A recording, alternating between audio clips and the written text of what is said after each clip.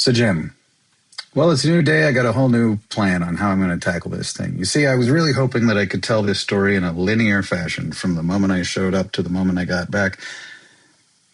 But as I've been doing more and more research on the orb, my dream that I had, the coma dream that I had, I'm beginning to learn that the story isn't actually over yet. In fact, the past 5 years, I've been sort of incubating and coming back to life in a way.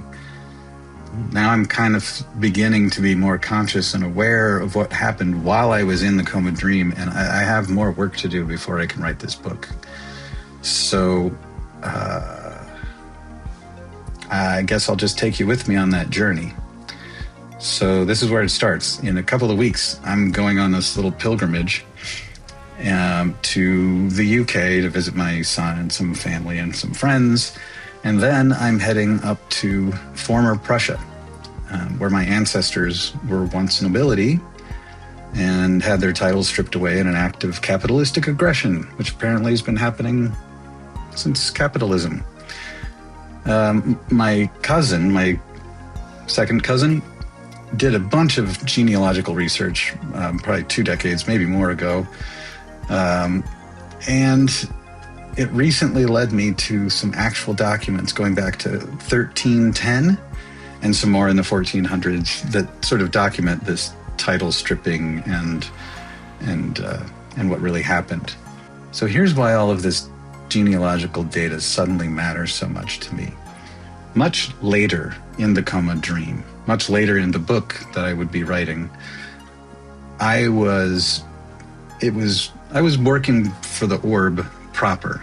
I had worked there for the agency as a marketing guy. I had sort of tried to cheat my way through the system, and I got in trouble for it, and I was punished and set into the underworld, and then I atoned for my sins and came back, and then I was working for the Orb. So at this point in the story, sorry, spoilers, but I haven't even read the book yet, so it's technically not even spoilers yet, so chill.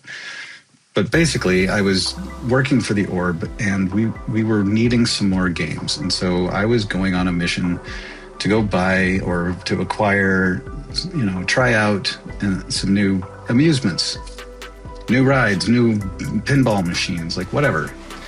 But I was sent to this area, and I wasn't sure where it was. It was on the Earth.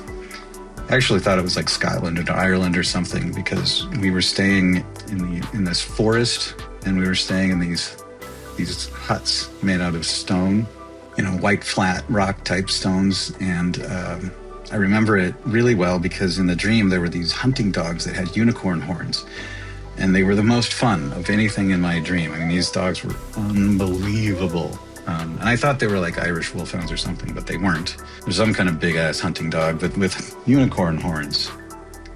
Kept poking me in the legs. Cutest thing ever. Anyway, I stayed in this white hut, but I didn't actually stay in the hut. I stayed in the attached 3-season room that had this ski chalet type fireplace and a hammock.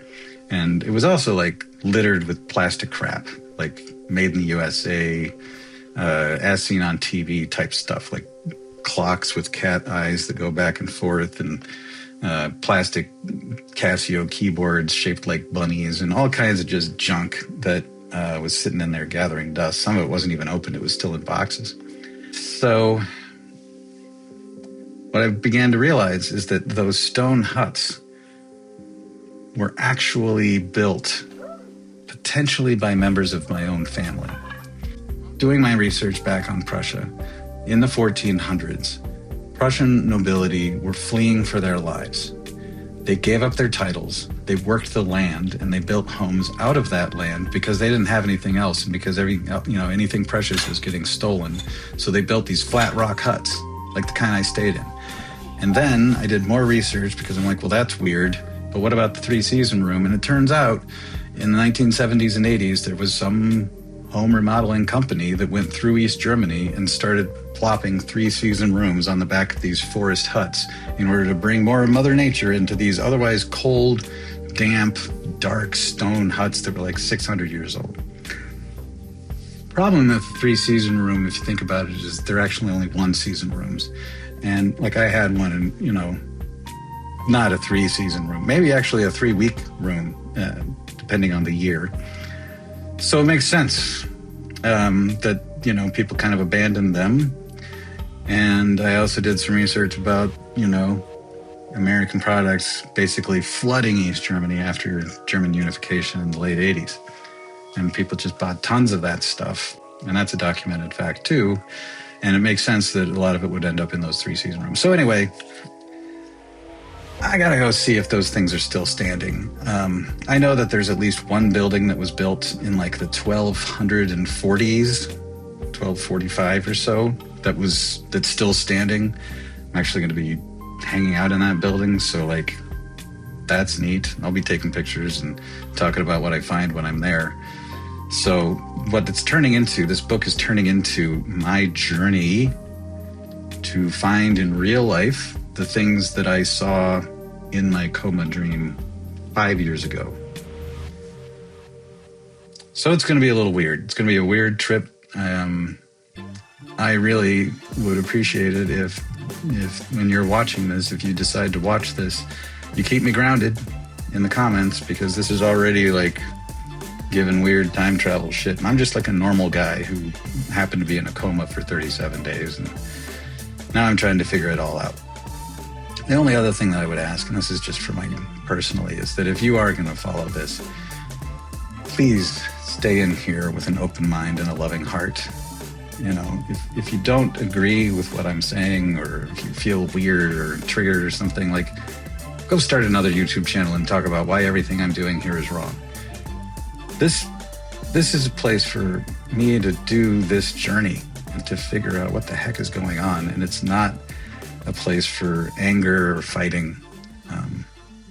You do you. Like, I can't control you, but that's just a request. Anyway, thank you.